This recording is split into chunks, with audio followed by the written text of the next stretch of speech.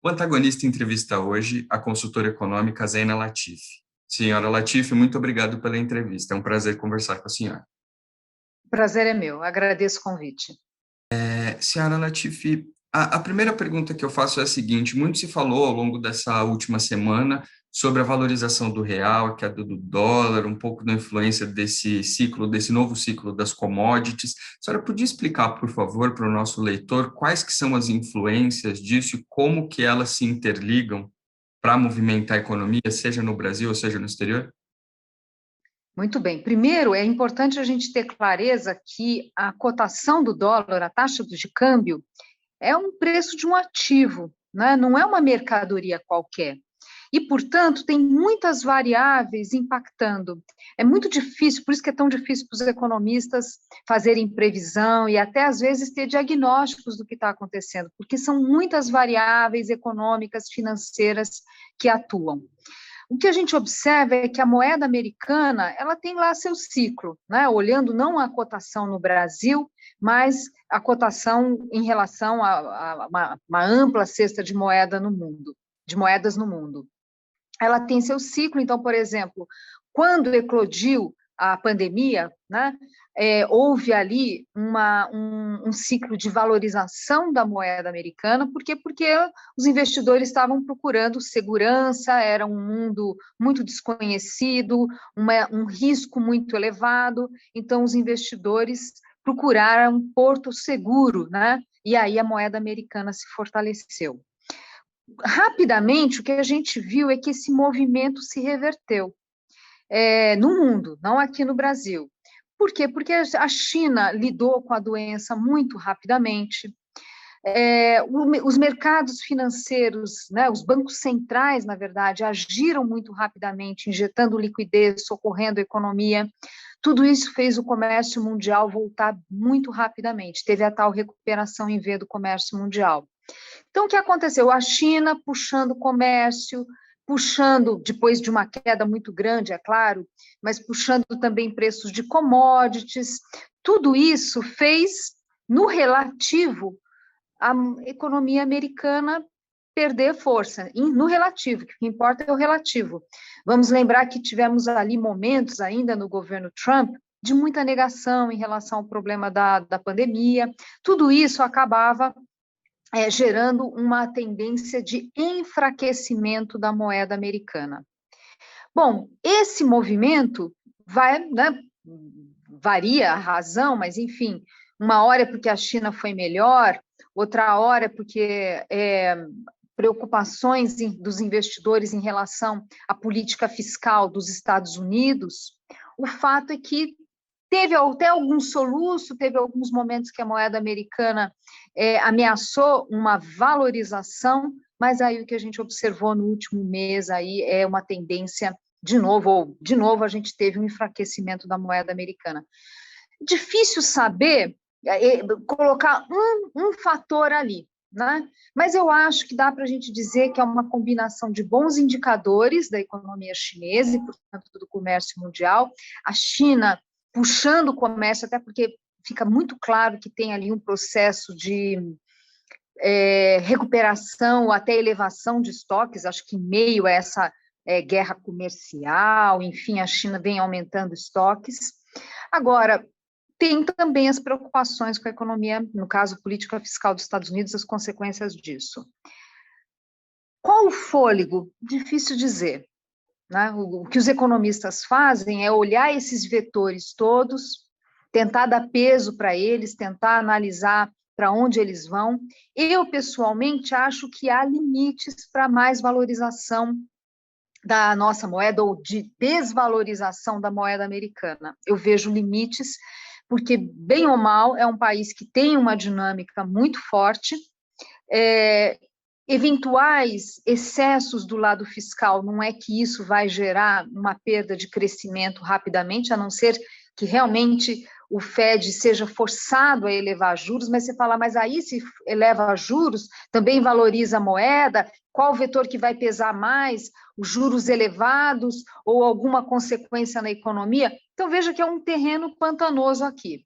Mas o meu ponto é que, como eu acho que existe uma tendência natural de acomodação ou de desaceleração da economia chinesa depois desse impulso mais forte. A gente olha, por exemplo, os dados recentes de crédito na China, já deram uma acomodada, quer dizer, não dá para ficar com aquele artificialismo por muito tempo. Tem outras questões associadas ao modelo de crescimento chinês que também eu acho que devem gerar uma acomodação. E, por outro lado, vejo muito vigor na economia americana. Então, tudo isso para dizer que esse movimento de enfraquecimento da moeda americana, eu vejo limites para ele prosseguir.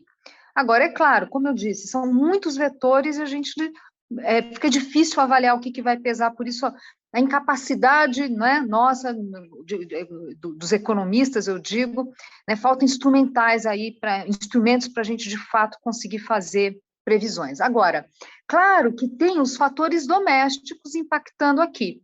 Quando a gente olha o comportamento do dólar no Brasil e compara com outras moedas, mesmo esse alívio com o câmbio aí pouco acima de R$ 5 por dólar, mesmo esse patamar ainda é um patamar elevado em relação ao que sugeriria esse ciclo lá fora do dólar.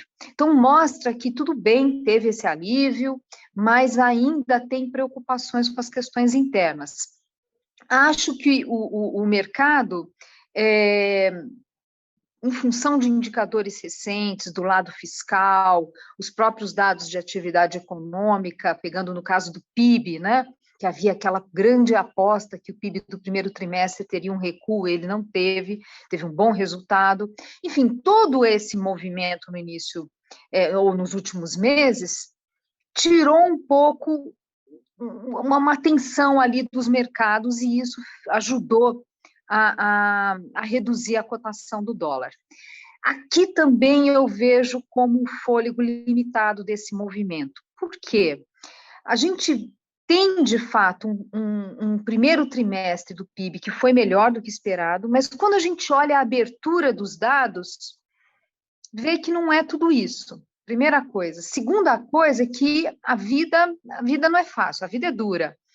O fato de a sociedade ter feito, né, ter aderido menos a isolamentos, enfim, e a gente ter a questão de saúde ainda tão preocupante, isso pode cobrar ainda um preço do Brasil, né? No sentido de a gente ficar ainda muito mais tempo que outros países respirando esse clima de incerteza em relação à saúde. Vai ter terceira onda, não vai ter? Se vai ter, tem esses profissionais da área falando que vai ter, uma questão é só discutir o tamanho. Então, claro, tudo isso é fator de incerteza para o Brasil. Quando é mesmo que a gente vai ter imunidade de rebanho pela vacina, né? Será que a gente consegue esse ano mesmo? Será que não é só para o ano que vem? Enfim, tem uma aceleração da vacinação, mas também tem uma aceleração das mutações, né? Então, tudo na vida, quer dizer, foi feito ali, né, uma menor adesão ao isolamento, isso de alguma forma ajuda o PIB no curto prazo, né? Não tem milagre aqui. Então, esse é um fator de preocupação. Agora, o que eu queria mais colocar era, quer dizer, tem detalhes aí desse crescimento que não foi tudo isso, teve formação de estoques, provavelmente o PIB do segundo trimestre deve vir no campo negativo, e do lado fiscal, esses números mais positivos, claro, que bom que veio, né? Melhor isso do que o contrário, mas também muito frágil. Não dá para a gente dizer que essa melhora dos indicadores fiscais, de fato, estão refletindo uma melhora no regime fiscal. Não vejo essa melhora. O que a gente está vendo até em função da pandemia, gastos aumentando, extrateto, porque pode, mas o fato de poder não quer dizer que seja a coisa mais saudável para as finanças públicas, né? O fato da lei permitir que gastos associados a eventos como uma pandemia, você pode fazer esse gasto sem ter que respeitar a regra do teto, tudo bem, está previsto em lei, mas isso não quer dizer que o risco fiscal foi embora. E eu fico muito preocupada com a qualidade do gasto público, porque não é que a gente está, não é que foi feito ali um gasto para fortalecer a economia no pós-pandemia. Foram muito mais políticas de socorro que tem que fazer, não há dúvida, mas tudo é uma questão de calibragem, né? Não é à toa que se fala, o diabo mora nos detalhes. Só ficar nesse socorro de curto prazo e não pensar no dia seguinte não é sábio, né? Então, a gente tem, por exemplo, como que vai ser a retomada das aulas? Né? As crianças estão sem aula, os jovens estão sem aula, isso tem um custo terrível para o país, terrível, do ponto de vista social e do ponto de vista de crescimento de longo prazo. Não houve políticas direcionadas para isso, né? Tanto para encolher o máximo possível o período sem aula, e o Brasil é o destaque de país que está mais tempo sem aula. Então, isso mostra que a nossa política pública falhou, e muito, não é que falhou pouco, falhou muito, sem contar a própria vacina. Quer dizer, não faltaram recursos.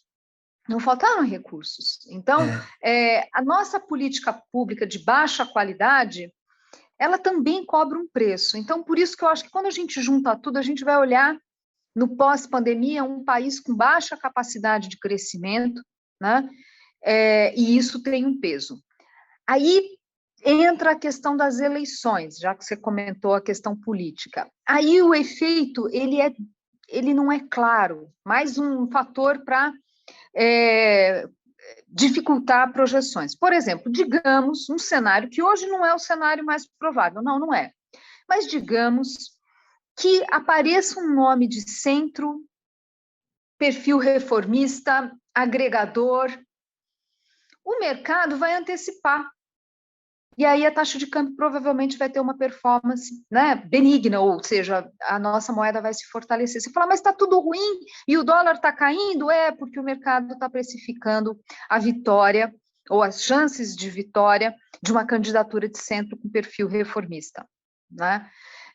Então, essa questão política, ela também pesa. Então, dependendo do como for o debate eleitoral, claro que isso faz diferença. Uma coisa que eu noto é o seguinte, com taxa de juros tão baixa, com tanta liquidez, o mercado, ele busca mesmo notícias positivas. Então, já começo a ver vários sinais, assim, mas se por acaso houver a vitória do Lula, o Lula vai ter um governo de centro, ele vai procurar repetir o que foi o seu primeiro mandato, que teve uma gestão econômica responsável, com algumas reformas então, desculpe importantes. interrompê-la, mas então a gente pode dizer que o mercado, uma parte dele, pelo menos, ainda precifica uma eventual eleição do PT em 2022 como uma eleição do Lulinha Paz e Amor da Carta aos Brasileiros em 2022. Eu acho que é possível que isso aconteça. Veja, é muito comum, na verdade, mais do que a gente imagina, acho que isso não aconteceu na campanha de 2002, mas nas seguintes aconteceu, que é o mercado dar o benefício da dúvida para os candidatos. A gente viu isso acontecer com o próprio Bolsonaro, né? Nós tivemos um ano de 2018 que até teve turbulências, mas que estavam muito mais, turbulência no mercado financeiro, principalmente no primeiro semestre, mas que estavam muito mais associados à greve de caminhoneiros, e as consequências que aquilo trouxe para a atividade, para a inflação, né? Ao ambiente lá fora, foi um período também que a gente viu a moeda americana se fortalecendo, teve também ruído lá fora. Quando a gente olha o que foi o período mesmo de campanha, não dá para a gente dizer, aliás, isso não aconteceu, da nossa moeda ter uma performance muito pior, ou pior, do que era o esperado diante do cenário internacional. Conforme o Bolsonaro foi crescendo nas pesquisas, a gente viu o mercado celebrar. O mercado deu o benefício da dúvida, né? O mercado comprou a agenda Paulo Guedes. Então, eu vejo essa tendência dos mercados, dão o benefício da dúvida. Se a gente for olhar, isso aconteceu também com a Dilma. né? As campanhas eleitorais, elas tiveram muito, as volatilidades que a gente observou, quando você olha o entorno, né, o que estava acontecendo de uma forma geral, fora, né, do país, o que era comportamento do mercado financeiro, a gente não destoou muito, não. Né? Então, eu acho que tem acho que o mercado costuma dar o benefício, e vamos lembrar que no Brasil, a nossa classe política sabe que o discurso responsável, o discurso moderado, né, responsável na economia, ele que, né, que faz mais sentido, vamos dizer assim.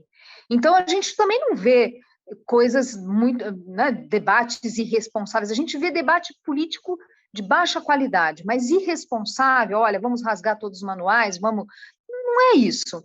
E o mercado, enfim, dá esse benefício. Eu acho que nesse contexto, minha percepção, enfim, de juros baixos, de liquidez, em que os investidores precisam colocar mais risco na carteira para ter retorno, aumenta essa boa vontade. Então, isso que eu falei em relação ao Lula, eu estou falando isso em função das perguntas que eu escuto, né, de investidores. Né? Mais que perguntas, afirmações. Não, o Lula, se ganhar, vai, ou na campanha já, né, vai se mover para o centro. Vai seguir as Então, regras do veja, jogo na política fiscal, é isso que a senhora quer dizer? Só para... exato, ele fortaleceria, ele não teria uma gestão irresponsável, e daí as pessoas lembram do que foi o seu primeiro mandato. Então, veja, isso tudo vai ter impacto na moeda lá na frente. Claro que se a gente tiver um quadro diferente, né, em que o debate eleitoral venha a preocupar, aí vai ter mais pressão, claro. Né? Ou digamos, por exemplo, que a gente tenha, daqui para frente, uma deterioração adicional do regime fiscal. Né? A gente tem visto os movimentos do governo na direção de aumentar gastos. As declarações estão sendo nesse sentido. A gente está vendo algumas agendas de um governo que se prepara para a campanha eleitoral. Claro que isso pode dar dor de cabeça, né? Mas só para colocar que essa ideia de que, olha, vem uma campanha eleitoral e necessariamente é de pressão cambial, não é bem assim, e não é o que a história mostra, tirando 2002. E aí sim, foi um período de muita turbulência, a gente sabe disso. Entendi. A senhora comentou que o mercado, na eleição de 2018, comprou a agenda Paulo Guedes, né? Nós vemos hoje, depois de pouco mais de 2 anos de governo, né, que algumas partes dessa agenda caminharam, as privatizações não andaram como o ministro da Economia gostaria, e, por outro lado, nós vemos um ministro da Economia ainda preocupado com o teto fiscal, mas um pouco mais, vamos dizer assim, desinibido em relação aos gastos. Por exemplo, ele já admite prorrogações do auxílio emergencial enquanto perdurar a pandemia. Como é que o mercado tem visto isso? E mais, o próprio Paulo Guedes veio do mercado para a política, né? A gente viu eu não vou chamar, essa metamorfose, vamos chamar assim, de um homem totalmente pró-mercado para um ministro que começou a entender a política. Como é que a senhora vê tudo isso? Olha, eu penso assim, a credibilidade do ministro é a mesma lá de trás? Não. Né? Colocando da seguinte forma, lá atrás a gente via realmente uma confiança muito grande sendo depositada na chamada agenda liberal. Hoje, as falas do ministro não têm mais o mesmo impacto em preços de ativos como tinha lá atrás. Né? Quando o Paulo Guedes fala, olha, é mais difícil do que eu pensava, é isso, é o que o mercado percebe, olha, ele tá colocando que é mais difícil, é isso mesmo, é mais difícil, então por esse aspecto, a capacidade dele, a credibilidade junto aos mercados, credibilidade no sentido de conduzir políticas liberais, claro que foi afetada. Claro que foi afetada. Agora, não acho que também tem, ainda mais depois desses indicadores fiscais, eu acho que na margem o Paulo Guedes conseguiu recuperar um pouco do terreno perdido, né? A gente viu momentos muito mais tensos do mercado em relação à gestão da política econômica, em relação à agenda de reformas. Muito se discutiu se ele chegaria até o final do mandato, muito se discutiu, mas quem seria o substituto, e esse tipo de questionamento não se vê mais, né? Então, acho que esses indicadores recentes e avanços de algumas pautas, acho que isso deu uma capacidade dele, como eu disse, recuperar um terreno perdido aqui, né? Ele vai se adaptando também ao momento, né? Vai se adaptando ao momento, como você falou. Agora, veja, por mais que um ministro seja técnico, ele quer dizer, não tem jeito, a política, ela envolve, né? Lidar com o jogo político, não vou dizer que é atribuição, mas é inevitável. Então, esse envolvimento, apesar de, assim, eu como analista, como cidadã, quando eu vejo a fala do ministro Paulo Guedes falando, olha, agora nós vamos para o ataque, isso me traz preocupação? Me traz. Acho que não é uma fala adequada? Não acho que é uma fala adequada. Mas, ao mesmo tempo, não chega a ser surpresa, né? Entendi. Alguns projetos do governo Jair Bolsonaro têm caminhado, principalmente depois da entrada de Arthur Lira na presidência da Câmara e do senador Pacheco na presidência do Senado. A privatização da Eletrobras já está no Senado para ser analisada. O senador Marcos Rogério, que é o relator do parecer, já disse que quer entregá-lo quanto antes. A reforma administrativa começou a andar na comissão da Câmara.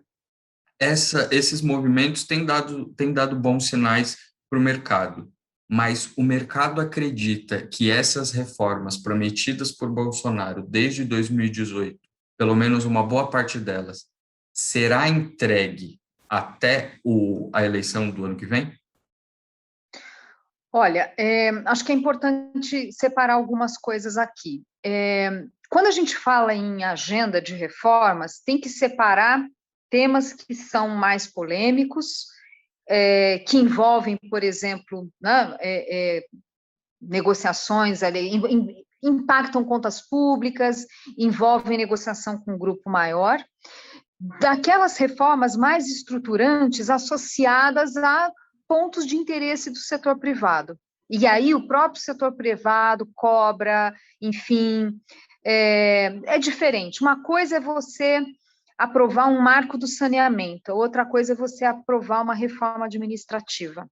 Por mais que o marco do saneamento tenha questões técnicas, tem sempre o risco dos jabutis, tem tudo isso, mas não pode comparar, do ponto de vista de dificuldade de aprovação, com uma reforma administrativa em que você vai ter que lidar com corporações do setor público, né? E, obviamente, a parte importante da esquerda que não quer avançar em temas que mexam com o setor público. Deixam isso claro ali no seu discurso, o que é uma ironia, aliás, né? Porque mas, enfim. O meu ponto aqui, então, assim, primeiro é separar. A segunda coisa é que não dá para a gente pegar as reformas e, só porque saiu a manchete, e achar que, olha, temos avanços aqui. O que eu entendo, por exemplo, da reforma, da capitalização da Eletrobras, do jeito que ela está, era melhor não sair. É isso que eu entendo. Né? Não sou especialista da área, procurei me debruçar ali, até como analista econômica, para entender, enfim. E o que eu vejo é que ela insere muitas distorções no sistema. O Distorções essas... mercado, desculpa Oi? desculpa interrompê-la, mas é que o mercado reagiu mal, por exemplo, à obrigação de compra de energia de termoelétricas, né? Isso, exatamente.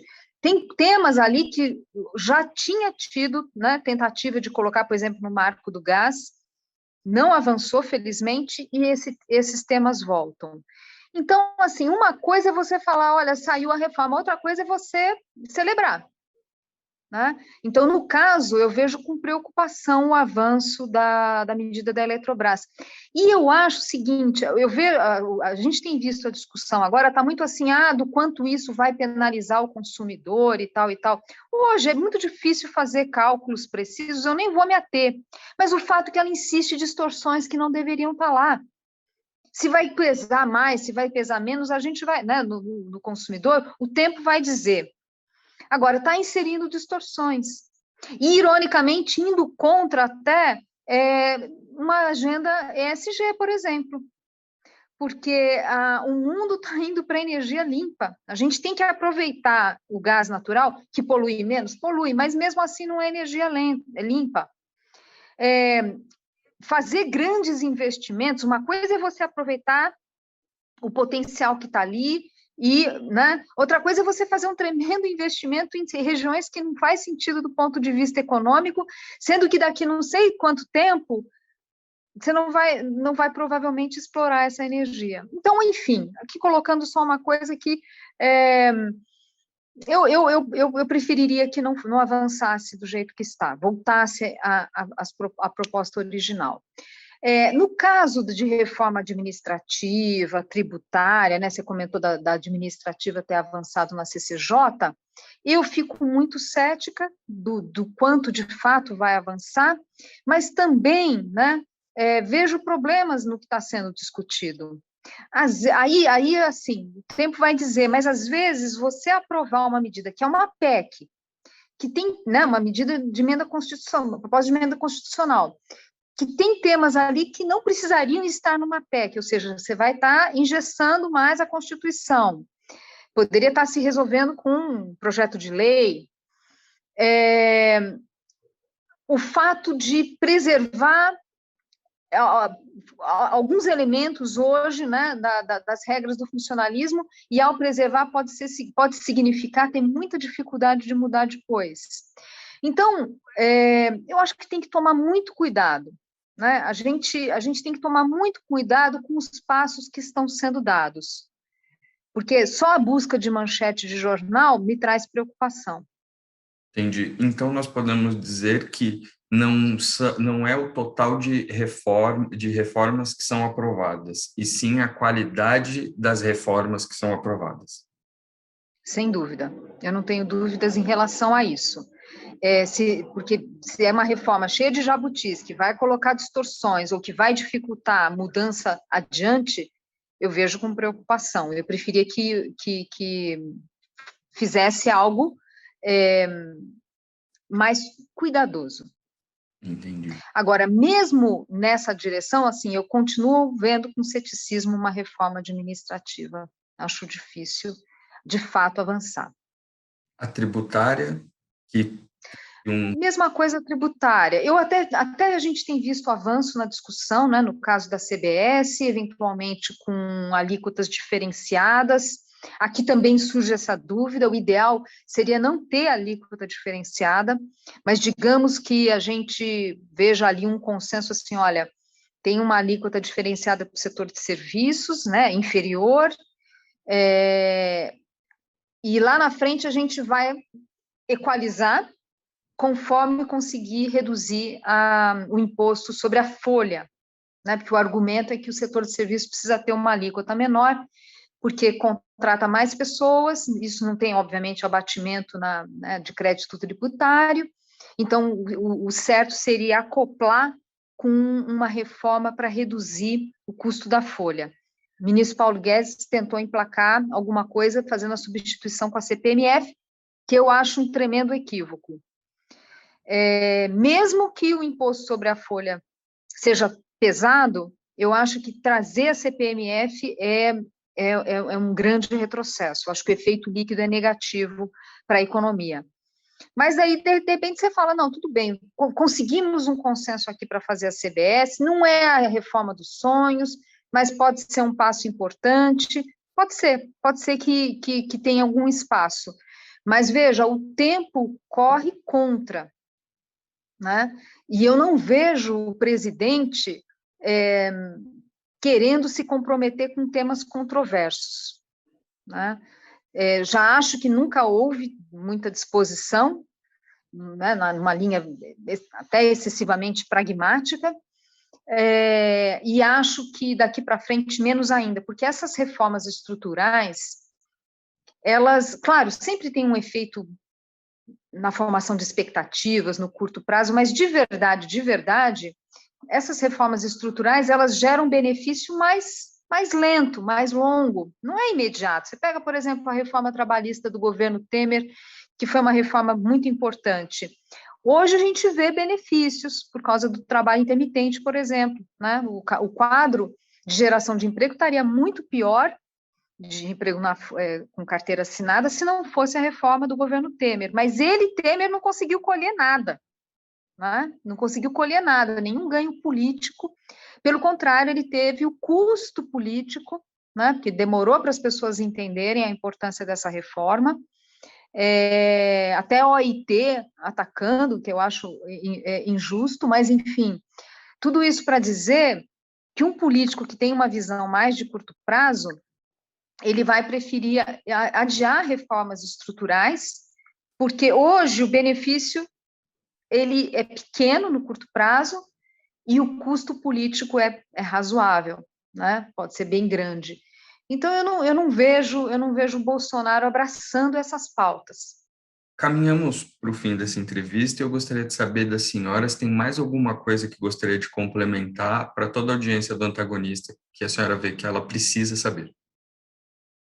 Olha, veja, o Brasil, a gente vive um momento, não é de agora, extremamente delicado, eu diria, né? Porque nós somos um país que envelhece rapidamente, e a gente não conseguiu sair do que chamamos de armadilha de renda média, pelo contrário, acho que a gente tem se afundado, nós temos tido décadas perdidas, e podemos estar em vários pontos, em vários aspectos, realmente brincando à beira do abismo, né? Então, na questão educacional, na questão ambiental, nesse difícil ambiente de negócios que faz tantas pessoas deixarem o país. Então, veja, nós estamos num momento muito delicado, né? Então, claro, o investidor, ele olha o curto prazo, ele olha a taxa de juros, bom, tem o lado positivo, tivemos avanços também no país, temos hoje taxas de juros civilizadas, mas o fato é que precisamos ser mais ambiciosos, né? Esses avanços estão sendo muito lentos e, obviamente, em alguns pontos nós estamos tendo retrocesso. Mesmo na questão conjuntural agora, quando eu olho o que está acontecendo com a gestão das contas públicas e, obviamente, o impacto da inflação, claro que não é comparável ao que a gente viu no governo Dilma. Certamente não. Aliás, hoje as nossas instituições funcionam e, bem ou mal, ainda que a regra do teto ela não consiga lidar com o momento atual, mas ela está sendo respeitada. Quando a gente olha os gastos obrigatórios fora, né, tirando os da pandemia, estão bem comportados. Então, é claro que tem avanços aqui, claro que tem. A gente está falando de cenário de estresse para juros, mesmo assim, é taxa de juros de um dígito, né? Então, é claro que tem avanços, mas a gente precisa ser mais ambicioso. Então, eu vejo me incomoda a gestão da política, me preocupa, mais do que incomoda, me preocupa a gestão da política fiscal. Quando eu olho essa inflação ficando mais teimosa, me traz preocupação, de novo a gente falando de inflação acima da meta. Ah, mas a inflação do mundo todo subiu. É verdade, mas a nossa aqui está mais pressionada. E o que a gente observou ali, meados de 2016, governo Temer, sinalização de agenda fiscal, né, as discussões crescendo sobre ajuste fiscal, diagnósticos corretos, bom trabalho do Banco Central, enfim, mas a questão fiscal aqui é central, o Banco Central sozinho não consegue cuidar da inflação. O ponto é que a gente via uma inflação ali que estava andando junto com a de países parecidos, estava deixando para trás aquele passado do governo Dilma, de uma inflação que ameaçava sim sair do controle, ameaçava sim. É que teve um impeachment e interrompeu. O impeachment trazendo uma mudança da política econômica do país. O que eu vejo agora é a inflação de novo escorregando, de novo, não comparável ao que aconteceu lá atrás, mas não deixa de ser um retrocesso.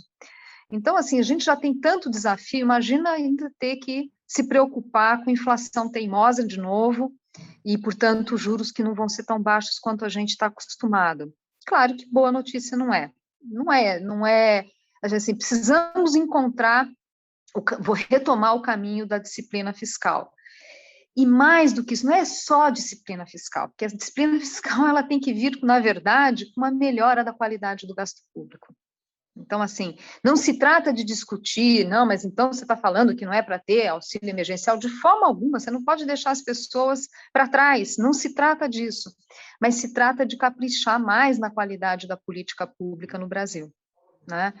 Caprichar ali, quer dizer, ter políticas públicas que realmente atendam os seus objetivos e evitar desperdício de recursos, porque não tem milagre na economia. Quando a gente erra na política fiscal, é questão de tempo a inflação começar a chatear, é o que a gente está vendo agora.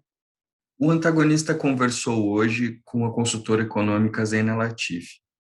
Muito obrigado por sua entrevista, foi muito esclarecedora e uma boa tarde.